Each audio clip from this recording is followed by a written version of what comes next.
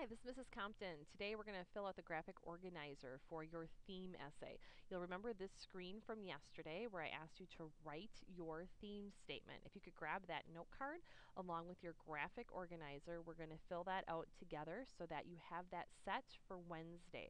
I will be looking for completed graphic organizers on Wednesday. I will definitely answer questions, so do it to the best of your ability for tomorrow, and I will help you out tomorrow. So you have your theme statement. Remember, I had this example up on the screen that people in society tend to treat each other unequally and judge. So I was kind of combining social inequality and judgment in my theme statement.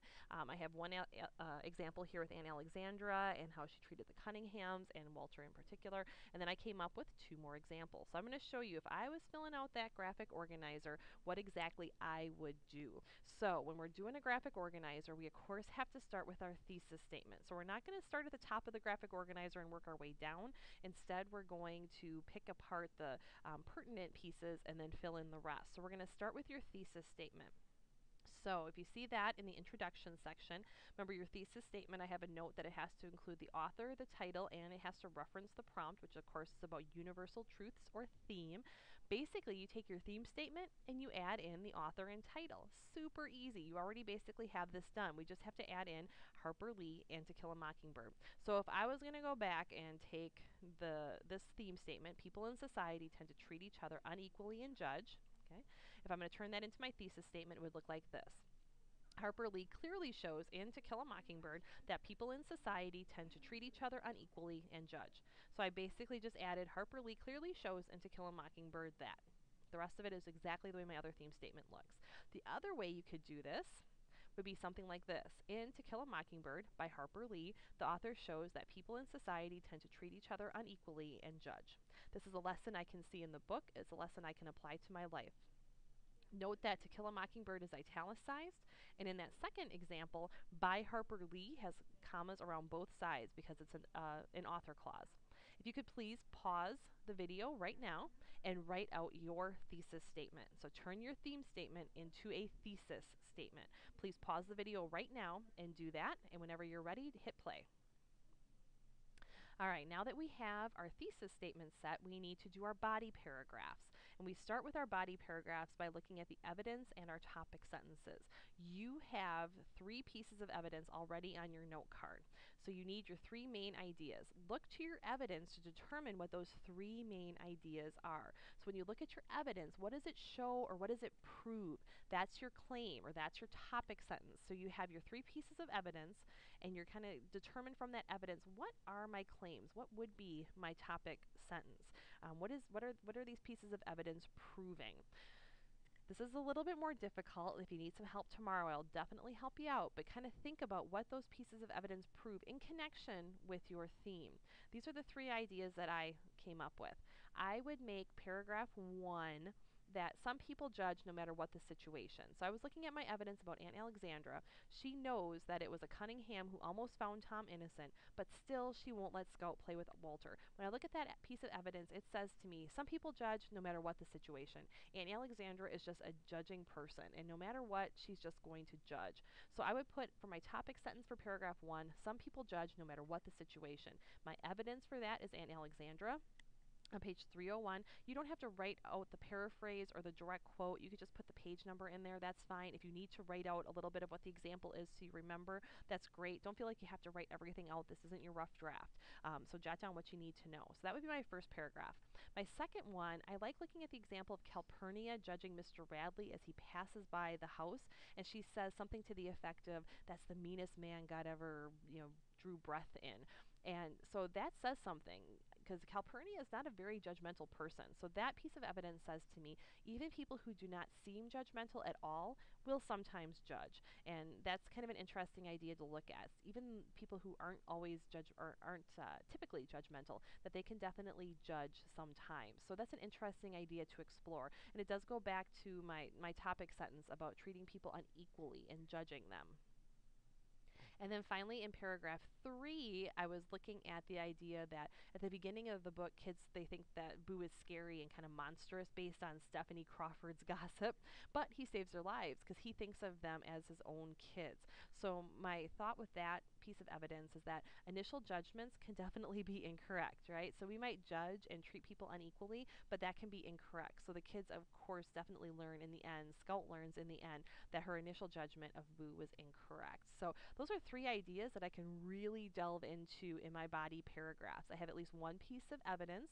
You can definitely have more than one piece of evidence, and definitely think about having a mix of paraphrases and direct quotes as you go into your rough draft. We'll talk about that more tomorrow. So if you could please pause the video right now and take a look at your 3 pieces of evidence. Feel free to change them if you have come up with something better. But what are the 3 big ideas that you want to have as your topic sentences, and then the evidence to support? You can go into the explanation if you want, but right now I want you to focus on the evidence and the topic sentence. Always coming back to your theme statement, always coming back to your thesis statement. So I'm looking at treating people unequally and judging, and you can see that in my topic sentences. So pause the video please right now and take a look at your topic sentences and your evidence. And then when you're ready, go ahead and hit play. The last thing I want to talk about specifically is the preview statement. This is a tough sentence to write.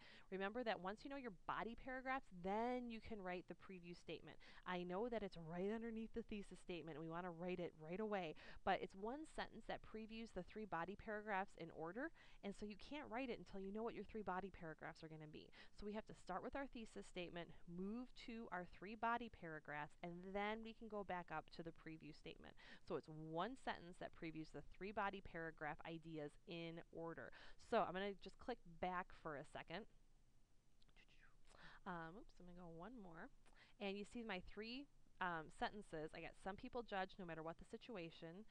My paragraphs, I should say. Some people judge no matter what the situation.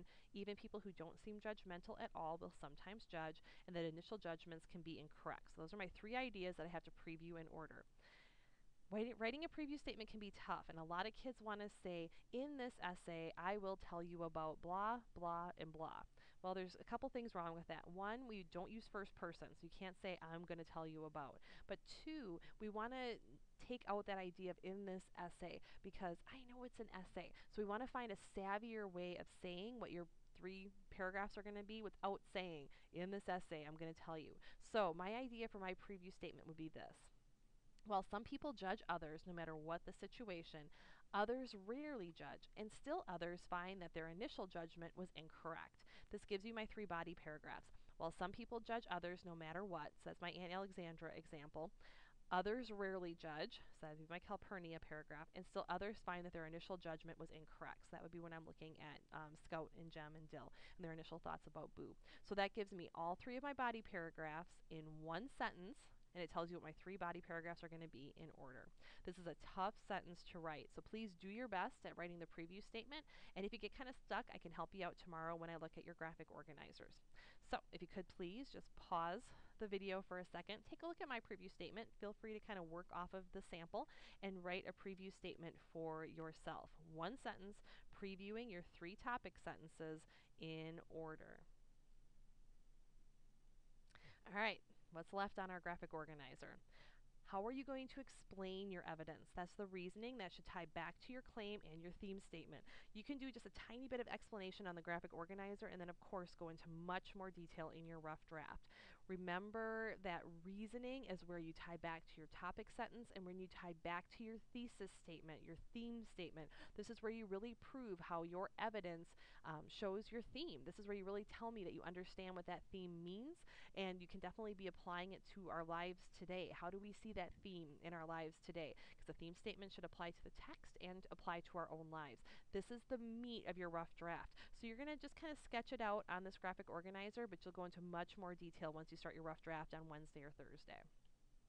Think of transitions between paragraphs. I'm not going to specifically grade you on transitions. If you look on the back of your assignment sheet, that's kind of on the upper level of writing, so definitely be thinking about transitions, and if you have them, that is absolutely fantastic, and that puts you on that more advanced level of the scale instead of proficient, so definitely think about transitions, but that's not the top priority. I'm definitely looking for the basic organization first, but definitely take a look at that. Your attention getter. Okay, that's probably, for me, it's the toughest part. It really takes me a while to come up with attention getters.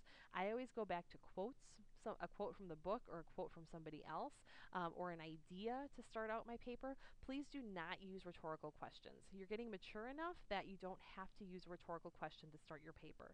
Mrs. Wilkie, who teaches sophomores, and she sometimes teaches juniors, and she teaches AP English.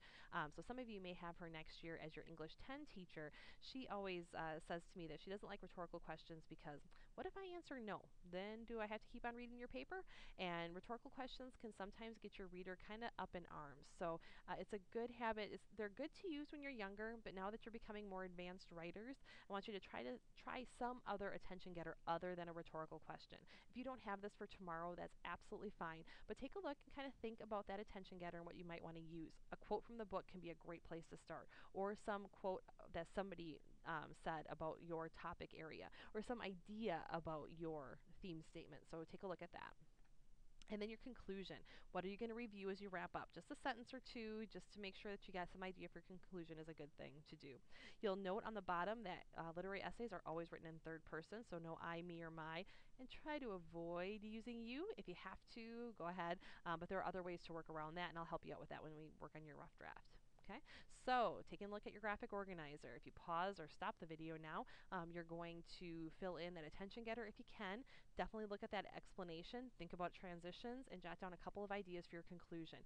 Take some time to finish this up this hour so that you have a completed graphic organizer for tomorrow. I will be walking around and taking a look at your graphic organizer, making sure that you have it completed, and then I will be letting you loose on the rough draft, and I will answer any questions that you have. If you could also please take that note card with your theme statement and your evidence ideas and staple it to the back of this outline. I'm going to ask you to turn it in once you have the completed essay turned in next week. So that's just going to be for some points at the end. So if you could staple that theme statement note card to the back of this graphic organizer at some point, that'd be handy. I like looking at those theme statement note cards when I look at your final draft of the essay because some people make some changes and I'd just like to see what you started with. So if you have any questions for me, we will take care of those tomorrow. Thanks so much. Happy writing.